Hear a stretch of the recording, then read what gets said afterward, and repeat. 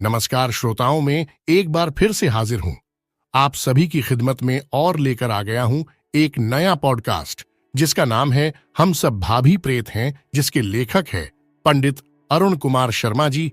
आत्मा और शरीर का संबंध दो सगे भाइयों की तरह है। बिना शरीर के आत्मा एक क्षण भी नहीं रह सकती। जिस प्रकार परमात्मा का एक महत्वपूर्ण भाग आत्मा है, उसी प्रकार आत्मा का भी एक महत्वपूर्ण भाग है मन। मन में दो तत्व हैं, बुद्धि तत्व और अहम तत्व। मन, बुद्धि और अहंकार, ये तीनों मिलकर वासना को उत्पन्न करते हैं और उसी के अनुसार मन सृष्टि करता है। सृष्टि के मूल में वासना और है, वासना के मूल में मन, बुद्धि और अहंकार। वासना से अभिभूत होकर मन सृष्टि करता, मगर उस सृष्टि का संस्कार आत्मा पर पड़ता है। जन्म जन्म के तमाम संस्कारों को आत्मा अपने आप में समेटे काल के प्रवाह में बहती रहती है। ऐसी ही आत्मा को जीवात्मा कहते हैं। यहां यह समझ लेना जरूरी है कि स्थूल पार्थिव शरीर ही सब कुछ नहीं है। इसके अलावा 5 शरीर और हैं। ये पांचों शरीर एक दूसरे से सूक्ष्म हैं। सच तो यह है कि आत्मा वाहक है और ये सारे शरीर उसके वाहन हैं। एक समय और एक अवस्था में आत्मा एक ही शरीर में रहती है। स्थूल शरीर के बाद सूक्ष्म शरीर है। सूक्ष्म शरीर परमाणुओं के संगठन से बने होने के कारण आंखों से दिखलाई नहीं पड़ता। स्थूल शरीर का अपना विशेष महत्व है, इसलिए कि शेष सभी शरीरों का बीज इसमें विद्यमान है। स्थूल शरीर में अन्य शरीरों के बीज पड़े होते हैं, उन्हें कोश कहते हैं। स्थूल शरीर जीवात्मा का सबसे प्रिय और मूल्यवान वाहन है। वह अधिक से अधिक समय तक इस शरीर में रहना चाहती है, मगर स्थूल शरीर की अपनी मर्यादा और सीमा है, और जब वह अपनी मर्यादा का पालन करते हुए अपनी सीमा पर पहुंच जाता है तो विवश होकर जीवात्मा को उसका साथ छोड़ना पड़ जाता है। इसी का नाम मृत्यु है। प्राकृतिक नियम के अनुसार मृत्यु के बाद तुरंत जीवात्मा को सूक्ष्म शरीर मिलना चाहिए। अगर किसी कारणवश ऐसा तत्काल संभव न हो सका तो जीवात्मा संस्कारजन्य वासना के आधार पर कुछ समय के लिए एक ऐसे शरीर का निर्माण कर लेती है जिसे हम वासना शरीर अथवा प्रेत शरीर कहते हैं। इस शरीर की रचना के मूल में आकाश तत्व रहता है, इसलिए इसे आकाशीय शरीर अथवा इथरिक बॉडी भी कहते हैं। वास्तव में यही एक ऐसा शरीर है जिसका निर्माण स्वतंत्र रूप से जीवात्मा कर सकती है, मगर उसे ग्रहण कर लेने के बाद जीवात्मा की संज्ञा बदल जाती है। तब हम उसे प्रेतात्मा कहते हैं। प्रेतात्मा तब तक प्रेत शरीर में रहती है जब तक वासना का वेग कमजोर नहीं पड़ जाता और सूक्ष्म शरीर उसे नहीं मिल जाता। प्रेत शरीर में वासना का वेग प्रबल हो उठता है। मन, बुद्धि और अहंकार, इन तीनों की भी शक्ति प्रबल हो जाती है, मगर उस शक्ति के अनुसार वासनाओं को भोगने के लिए प्रेतात्माओं के पास कोई साधन नहीं होता। वासना की प्रबलता और साधन के अभाव में वे असीम कष्ट का अनुभव करती है। यही प्रेतात्माओं का अपना कष्ट और क्लेश है। इसी कारण वे बराबर अशांत रहती हैं, पागलों की तरह इधर उधर भटकती रहती है। वासनाओं, कामनाओं और इच्छाओं का ये 6 भोग हैं और भोग के लिए कर्म की जरूरत है। जितने प्रकार के शरीर हैं, उनमें सिर्फ स्थूल शरीर ही एकमात्र ऐसा शरीर है जिसमें कार्य की प्रधानता है। बाकी सभी शरीर भोग शरीर हैं। केवल भोग के लिए वे प्राप्त होते हैं। देवताओं का भी शरीर भोग शरीर है। जिस प्रकार प्रेतात्माएं वासनाओं और इच्छाओं की पूर्ति न होने के कारण व्याकुल रहती हैं, उसी प्रकार देवता भी सुखों के कारण ऊबे रहते हैं।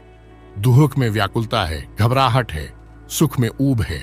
अपनी इसी ऊब के कारण देवता मानव शरीर पाने के लिए बराबर चेष्टा करते रहते हैं। मनुष्य देव योनि प्राप्त करना चाहता है और देवता मानव योनि के लिए तरसते रहते हैं। संपूर्ण विश्व ब्रह्मांड में मानव शरीर काफी महत्वपूर्ण है। दृश्यमान जगत में कुल 84 लाख योनियां हैं, जिनमें भटकने के बाद जीवात्मा को बड़े ही पुण्य से 84 अंगुल का यह मानव शरीर मिलता है। एक ओर 84 लाख योनियां हैं और दूसरी ओर 84 अंगुल का मानव शरीर। शरीर के प्रत्येक अंगुल पर 1 लाख योनियों के संस्कार एक साथ केंद्रीभूत हैं।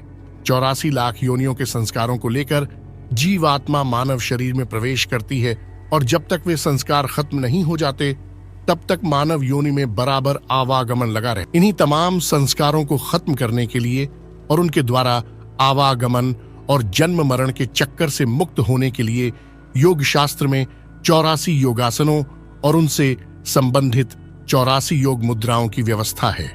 प्रत्येक आसन और उससे संबंधित योग मुद्रा के संयोग से शरीर में एक विशेष प्रकार की ऊर्जा जन्म लेती है। वे ऊर्जाएं एक ही प्रकार की नहीं होती, उनमें भिन्नता होती है। प्रत्येक आसन और प्रत्येक मुद्रा के संयोग से उत्पन्न होने वाली ऊर्जा एक दूसरे से सर्वथा भिन्न प्रकार की होती है। प्रत्येक ऊर्जा से एक कारण योनियों के संस्कार नष्ट होते हैं। उन ऊर्जाओं को प्राप्त करना ही योग सिद्धि है। इस प्रकार सिद्धियों की सभी संख्या 84 है। अलग अलग इन 84 सिद्धियों को प्राप्त करने वाले 84 सिद्धों की नामावली आज भी प्रसिद्ध है। साधारण लोगों के लिए शरीर का महत्व भौतिक सीमा तक ही है। वे इसके आगे कुछ सोच समझ ही नहीं सकते। वे यही जानते हैं कि बस शरीर ही सब कुछ है। आत्मा का अस्तित्व उनके लिए न कोई महत्व रखता है, न कोई मूल्य। जहां आत्मा की बात आएगी वहां अध्यात्म जन्म लेगा और अध्यात्म की दृष्टि से मानव शरीर का अपना अलग ही महत्व है। संपूर्ण विश्व ब्रह्मांड की नियंत्रणाकारिणी पराशक्ति वैसे तो सर्वत्र समान रूप से व्याप्त है, मगर वह अपनी सर्वश्रेष्ठ लीलाएं मानव शरीर के आश्रय और माध्यम से प्रकट करती हैं। यदि देखा जाए तो भगवान विष्णु के कई अवतार हुए, मगर जो अवतार सबसे महत्वपूर्ण और मानवीय हैं वे हैं रामकृष्ण, बुद्ध, जिनका आश्रय लेकर इस काल की सारी धर्म साधना और काव्य साधना विकसित हुई। इससे यही समझा जा सकता है कि परमेश्वर के लिए भी मानव शरीर मूल्यवान है। मैं पिछले 35 साल से आत्मविद्या पर शोध कर रहा हूं।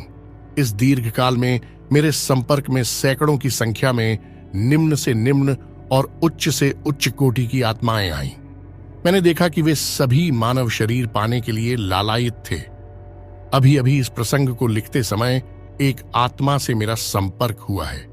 पिछले 14 साल से वह प्रेत योनि में भटक रही है। भावावेश में उसने आत्महत्या कर ली थी। जैसी कि उसकी धारणा थी, मरने के बाद उसे शांति मिलनी चाहिए थी, मगर उसे शांति कहां मिली। जिस कारण उसने आत्महत्या की थी उसी को लेकर अशांत है। उसका कहना है कि शरीर का मूल्य और महत्व अब उसकी समझ में आया है। मेरे कहने का मतलब है कि मानव शरीर एक ऐसा चौराहा है जहां से चारों दिशाओं में जाया जा सकता है, मगर मनुष्य के ज्ञान और कर्म पर निर्भर है। अपने ज्ञान, अपने कर्म और अपने विचार के अनुसार वह प्रेतयोनि भी प्राप्त कर सकता है और देवयोनि भी। पुनः मानव शरीर में भी आ सकता है और हमेशा के लिए उससे छुटकारा भी पा सकता है। 35 साल पहले आत्मविद्या का मेरे लिए कोई महत्व नहीं था। प्रेतात्माओं के अस्तित्व को मैं मन का भ्रम, मन का विकार और कल्पना समझता था। अगर वह अविश्वसनीय घटना मेरे साथ न घटी होती तो शायद आज भी मेरी यही धारणा होती और मैं आत्मविद्या पर शोध और खोज भी न करता। उस समय मेरी अवस्था 20-22 साल से अधिक न थी। खून में गर्मी थी और शरीर में जोश था, और उसी गर्मी और जोश के वशीभूत होकर कभी न कभी किसी लंबी यात्रा पर निकल पड़ता था। एक बार मैंने नर्मदा की परिक्रमा करने का निश्चय किया और अमरकंटक जा पहुंचा। आज अमरकंटक जैसा है वैसा उस समय नहीं था। ऊंचे ऊंचे पर्वत शिखरों और घने जंगलों से घिरे अमरकंटक में सिर्फ कुछ साधु संतों के झोपड़े भर थे। पेड्रू रोड से अमरकंटक के लिए पैदल ही जाना पड़ता था। रास्ता ऊबड़ खाबड़ और पथरीला था। आज जैसी न सड़कें थीं और न तो बस का साधन ही। किसी प्रकार मैं अमरकंटक पहुंच गया। कार्तिक का महीना था। हल्की गुलाबी ठंड पड़ने लगी थी। ब्रिटिश काल में अंग्रेज अफसर प्रायः शिकार खेलने के लिए कभी कदा उधर जाया करते थे। उन्हीं के लिए वहां एक रेस्ट हाउस बना था। अब वह रेस्ट हाउस है कि नहीं यह तो मैं नहीं बतला सकता, क्योंकि उसी समय उसकी हालत शोचनीय थी।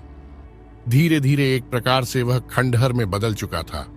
मैंने उसी खंडहरनुमा रेस्ट हाउस के एक टूटे फूटे कमरे में अपना आसन जमाया। खाना बनाने और दूसरे काम करने के लिए मैंने एक आदिवासी को कुछ दिन के लिए रख लिया। उसका नाम था कैटा। कैटा वैसे तो था अधेड़ उम्र का, मगर शरीर में अभी भी भरपूर ताकत थी। उस दिन कैटा ने और दिनों से अधिक जल्दी मेरा खाना बनाया। बिस्तर लगाया और बिना मुझे कुछ बतलाए बाहर निकल। मेरी समझ में नहीं आया कि उसे जल्दी किस बात की थी और बिना मुझे कुछ बतलाए रात के समय वह बाहर क्यों गया। मैंने चुपचाप खाना खाया और बिस्तर पर लेट गया, मगर नींद नहीं आई।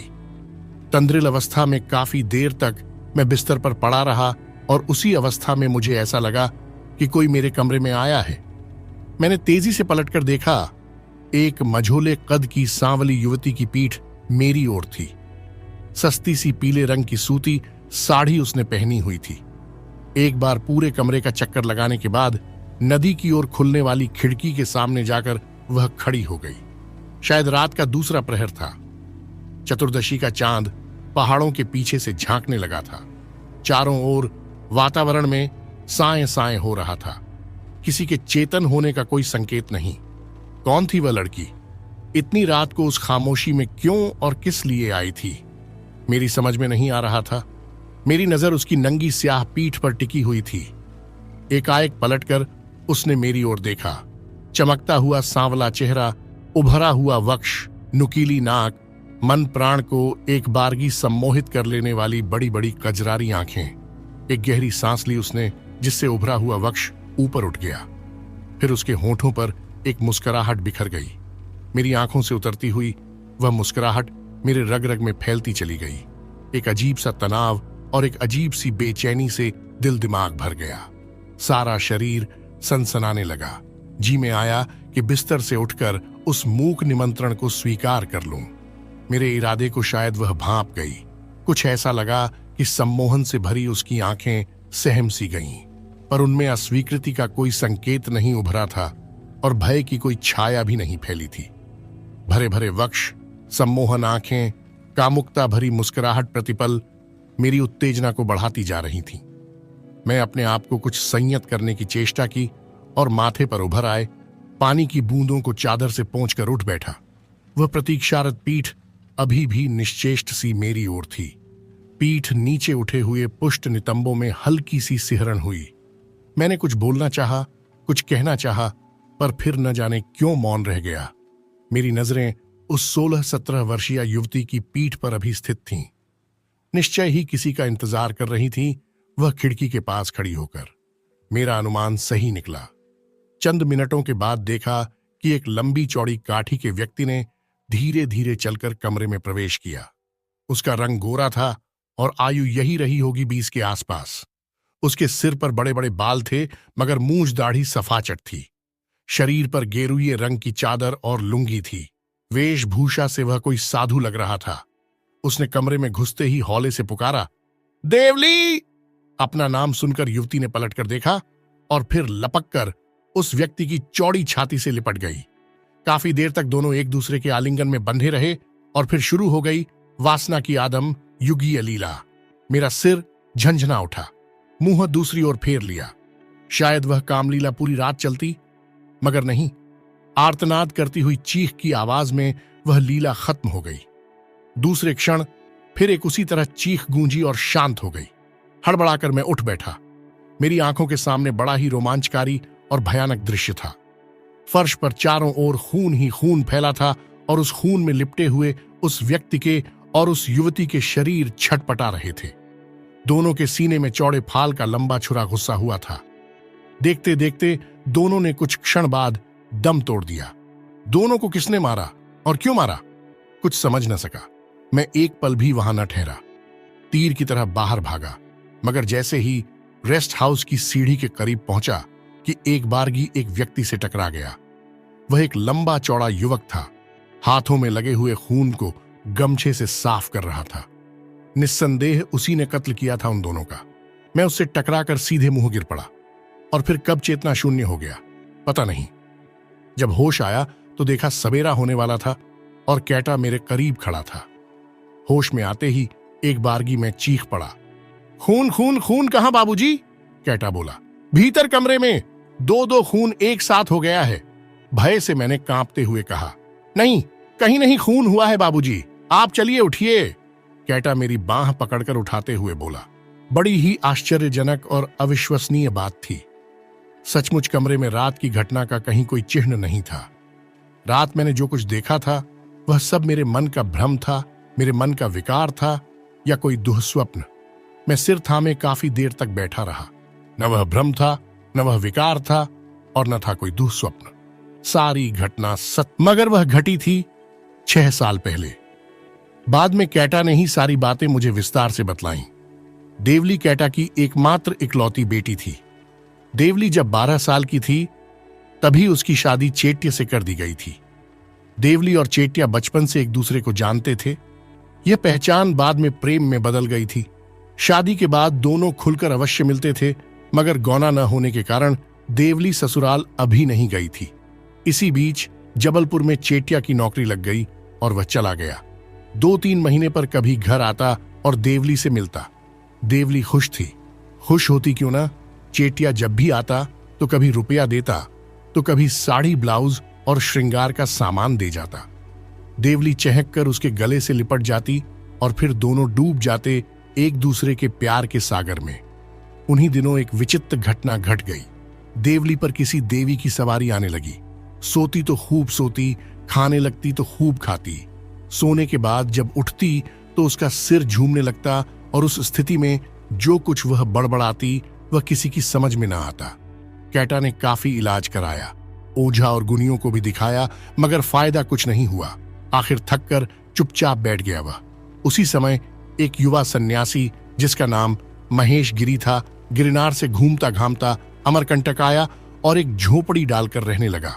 उसने कुछ ऐसा अपना प्रभाव जमाया कि आसपास के गांव वाले उसके परम भक्त बन गए। महेश गिरी इकहरे बदन का सजीला, सुंदर और आकर्षक युवक था। उसकी आयु 30 साल से ज्यादा न थी। लोगों का कहना था कि वह युवा सन्यासी तांत्रिक भी था। नरबलि देकर उसने कई तांत्रिक सिद्धियां भी प्राप्त की थीं। कैटा ने देवली को उसे भी दिखलाया था, और जब उस तांत्रिक सन्यासी ने देवली को देखा तो देखता ही रह गए। हठात उसके मुंह से निकल पड़ा, ऐसी ही भैरवी की खोज में वह था, और फिर उसने झूमती और बलखाती देवली का सिर अपनी गोद में रख लिया। उसके आदेश पर कमरे में कंडे की आग सुलगाई गई और फिर बाहर से दरवाजा बंद कर दिया गया। करीब 2 घंटे बाद जब दरवाजा खुला तो देवली बिल्कुल स्वस्थ और प्रसन्न थी। ऐसा लगा मानो कभी कुछ हुआ ही नहीं था। चेहरा गुलाब की तरह खिला था और आंखों में एक खास चमक थी जो किसी अभाव की पूर्ति के बाद ही आंखों में पैदा होती है। सन्यासी महेश गिरी ने दरवाजा बंद कर देवली के किस अभाव की पूरी की थी यह तो किसी को मालूम न हो सका, मगर उसी दिन से देवली उस सन्यासी के पीछे दीवानी अवश्य हो गई। पूरी रात वह सन्यासी की बाहों में पड़ी रहती और सन्यासी उसके रूप का, उसके सौंदर्य का और उसके यौवन का छक कर रसपान करता। कैटा ने काफी समझाने बुझाने की चेष्टा की, मगर उसका कोई प्रभाव देवली पर नहीं पड़ा, बल्कि उल्टे उसी को जली कटी सुनने को मिली। देवली चमक कर बोली, जिससे तू मेरी शादी की है उसके पास भला मेरे लिए है क्या? जो मुझे चाहिए वह दे सकेगा, जिंदगी भर छोकड़ा। बात अपनी जगह सही थी। चेटिया शरीर से स्वस्थ अवश्य था, मगर औरत की जवानी से भरी देह की भूख मिटा सकने में बिल्कुल असमर्थ था। देवली की देह की भूख उम्र के साथ बढ़ती ही जा रही थी, और जब तन की ज्वाला को शांत करने वाला वह युवा सन्यासी उसे मिल गया तो फिर उसी की बाहों में समाकर हमेशा के लिए उसी की हो गई वह। जब चेटिया को ये सारी बातें मालूम हुई तो पौरुष न रहने पर भी स्वाभिमान से उसका काला चेहरा तमतमा उठा और क्रोध से भर उठा। अपने अपमान का बदला लेने के लिए वह व्याकुल हो उठा, और फिर जो घटना घटी उसे प्रेत लीला के रूप में मैंने स्वयं अपनी आंखों से देखा था। एक साथ 2 कत्ल करने के जुर्म में चेटिया को फांसी की सजा हुई और उसे एक दिन फांसी पर लटका दिया गया।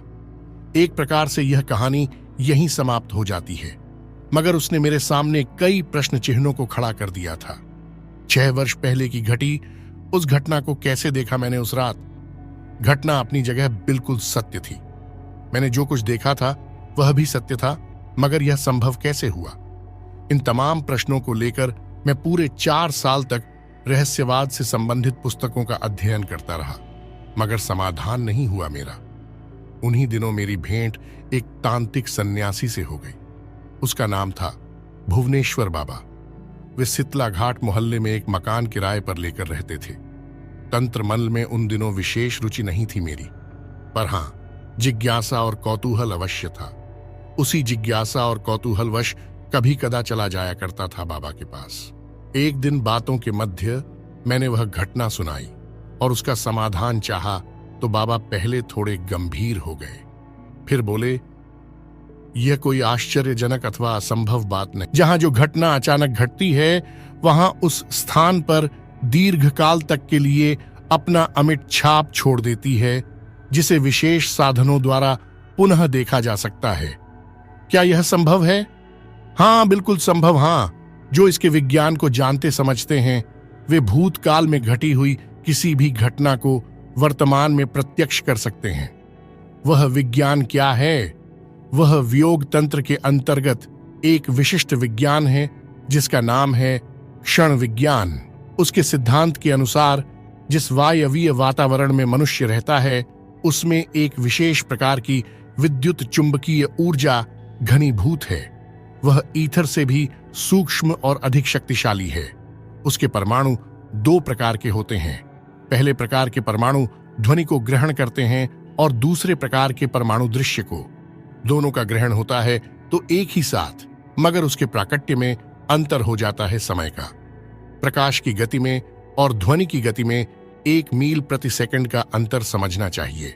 जितनी तेजी से घटना घटती है उसी तेजी से वे परमाणु दृश्य और ध्वनि को ग्रहण करते हैं।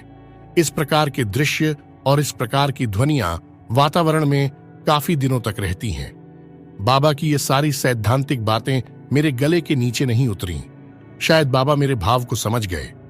बोले, इसी मकान में और इसी कमरे में 10 वर्ष पूर्व एक नव युवती की हत्या कर दी गई थी। अच्छा, मैं आश्चर्य से बोला, मगर मैं इसी मोहल्ले के करीब रहता हूं। मुझे इस हत्या का पता नहीं चला। चलता भी कैसे? मारकर लोगों ने इसी मकान में लाश दफना दी और सवेरा होने पर यह अफवाह उड़ा दी गई थी कि वह युवती मालमत्ता लेकर कहीं भाग गई। हां, आपने ठीक कहा, मैंने भी ऐसा ही सुना था। मगर आप कहना क्या चाहते हैं? क्या तुम 10 वर्ष पूर्व के उस मरण दृश्य को देखोगे? क्या आप उसे दिखा सकते हैं? क्यों नहीं? बाबा हंसकर बोले, अभी दिखा सकता हूं। बाबा का इतना कहना था कि मैंने देखा कमरे के एक कोने में 2 व्यक्ति बैठे शराब पी रहे हैं। थोड़ी देर बाद एक युवती कमरे में आई और वह भी बैठकर उन लोगों के साथ शराब पीने लगी। बाद में तीनों नशे में बहकने लगे। एक युवती की ओर मुंह करके बोला, क्यों री पियरिया, तू मेवा का साथ छोड़ेगी या नहीं? बोल, आज साफ साफ मुझे बता दे। नशे में झूमती हुई युवती ने जवाब दिया, नहीं, कभी नहीं, मैं मेवा का साथ नहीं छोड़गी। वह मेरा ब्याहता है। ब्याहता का साथ कैसे छोड़ दूं मुझसे ऐसा? युवती का वाक्य अभी पूरा नहीं हुआ था कि वह व्यक्ति अपनी जगह से उठा और उछलकर युवती की छाती पर चढ़ बैठा और दोनों होठों से उसका गला दबाने लगा। दूसरे क्षण गों गों की आवाज से वातावरण गूंज उठा। थोड़ी ही देर बाद युवती का सिर एक ओर लटक गया। वह मर चुकी थी।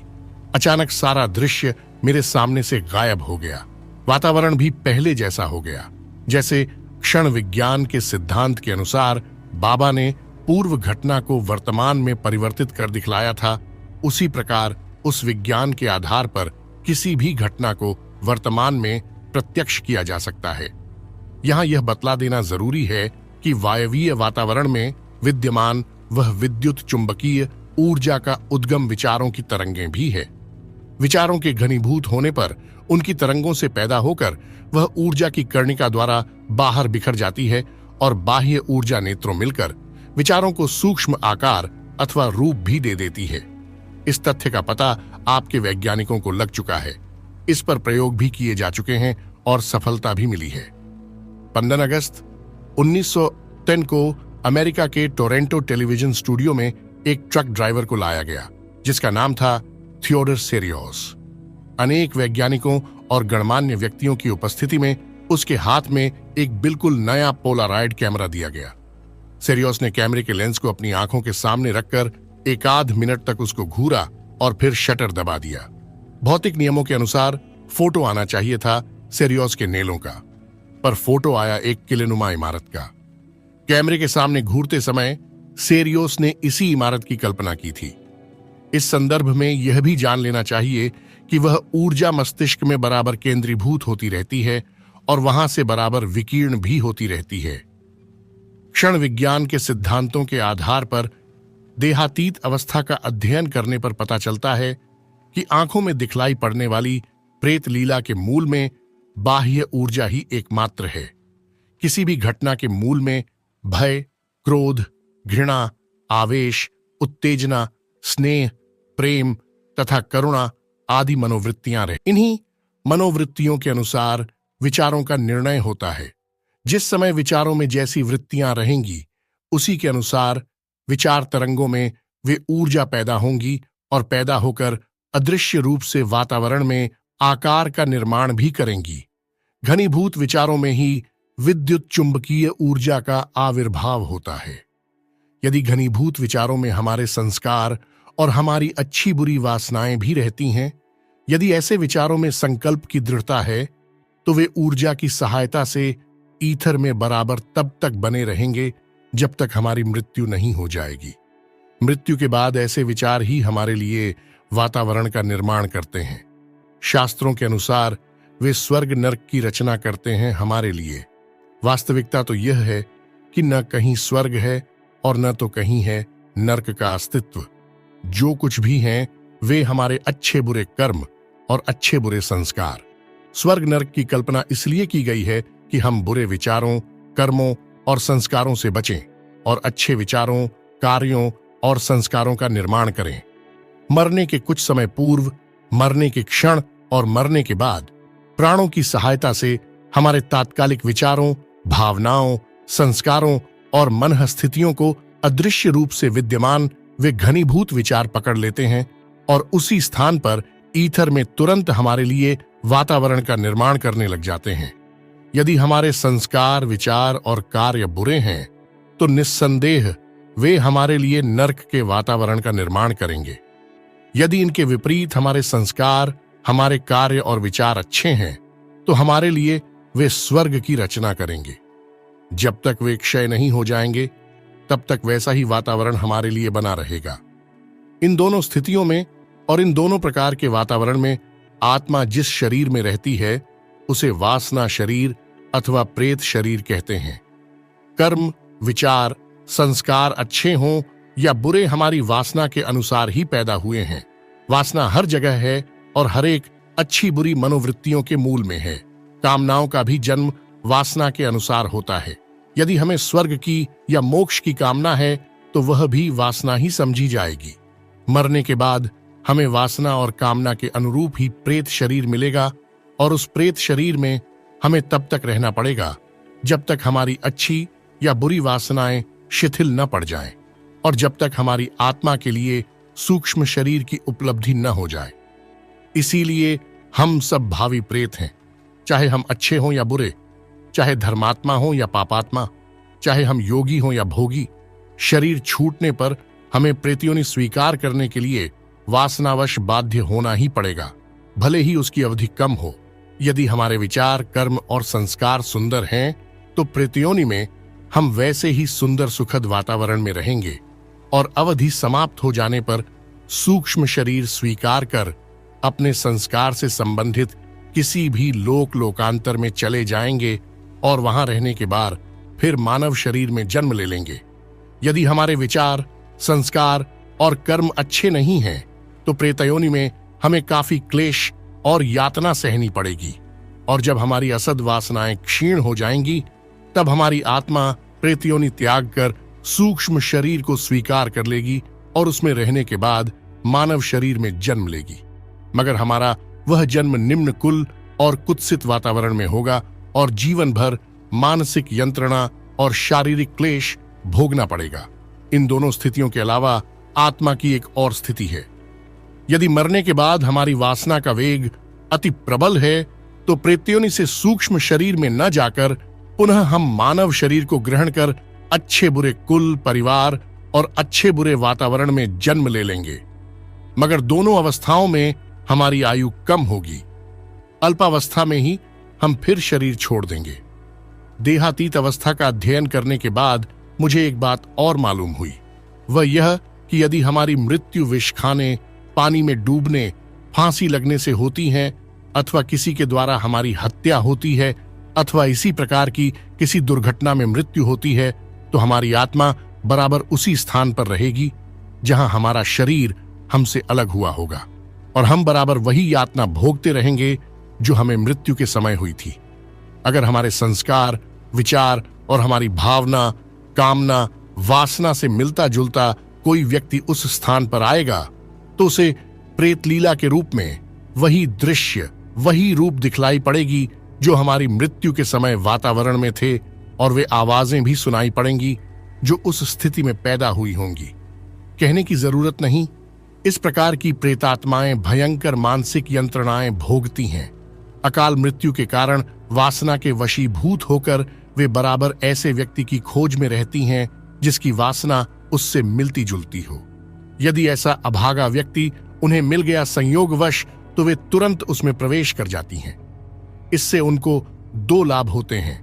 पहला यह कि वे उस व्यक्ति के शरीर में प्रवेश कर अपनी सीमा से बाहर आ जाती हैं और उसी प्रकार स्वतंत्रता का अनुभव करती हैं, जिस प्रकार जेल से निकला हुआ कैदी करता है। दूसरा यह कि उस व्यक्ति के माध्यम से अपनी वासनाओं एवं इच्छाओं को पूर्ण करती हैं। इसी को कहते हैं प्रेत बाधा।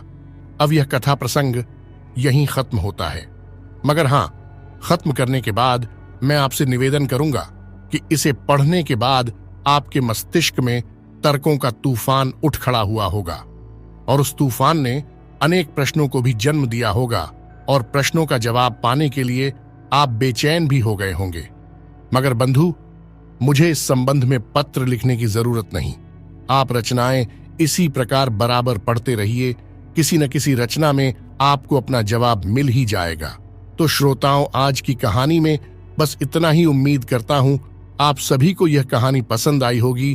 तो कृपया आप इस कहानी के वीडियो को लाइक करना ना भूलें, और जो श्रोता हमारे चैनल पर नए हैं तो कृपया चैनल को सब्सक्राइब करें और कुमार फैमिली का हिस्सा बनें। जैसा कि आप हमें कुछ भी मेंशन करना चाहते हैं, कमेंट के माध्यम से तो अपनी राय दर्शा सकते हैं। आप कहां से हैं हमें कमेंट करके जरूर बताएं। आपको कहानी कैसी लगी वह भी हमें बताएं। मैं कुमार लेता हूं सभी से विदा, तब तक के लिए धन्यवाद।